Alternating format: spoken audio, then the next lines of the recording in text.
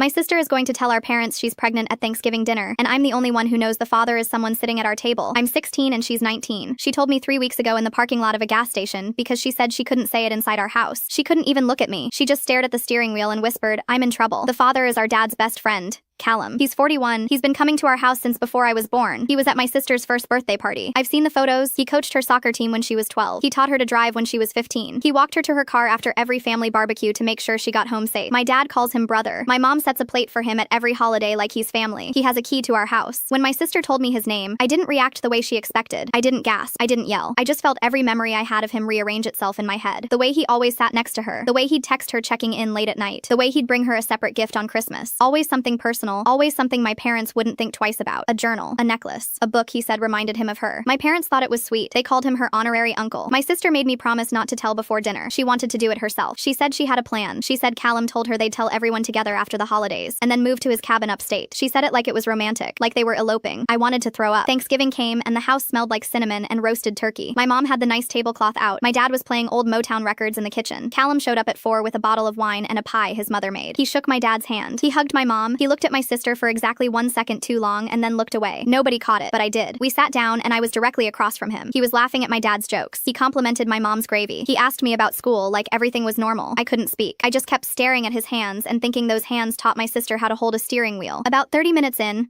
my sister cleared her throat. She said, "I need to say something." The table went quiet. My dad smiled and said, "Well, go ahead, sweetheart." She told them she was pregnant. My mom's fork hit her plate. My dad blinked 3 times fast and then reached for her hand. He said, "Okay, we'll figure this out. Who's the father?" She didn't answer. She looked down, then she looked at Callum. Every head at the table followed her eyes. Callum didn't move. He didn't deny it. He just sat there with his jaw locked and his hands flat on the table like he was bracing for something. My dad stared at him for what felt like an entire minute. Then he stood up slowly. Not fast. Not violent. Slowly. He said one sentence. "You coached her when she was 12 years old." Callum opened his mouth and my dad raised one hand and said, "Don't." My mom was already on the phone. I don't know when she grabbed it. I don't know when she left the table. But I could hear her in the kitchen giving Callum's full name and our address to someone on the other end. Callum stood up and said, "I think I should go." My dad stepped between him and the door and said, "You're not going anywhere." His voice didn't shake. His hands didn't shake. He just stood there blocking the only exit like he'd been waiting his whole life for this moment without knowing it. Callum sat back down. Nobody said a word for 12 minutes until the officers arrived. They asked him to step outside. He went quietly. My sister didn't cry. She didn't defend him. She just sat there looking at the empty chair where he'd been sitting and said, "He told me nobody would believe me." My mom knelt beside her and said, "We believe you."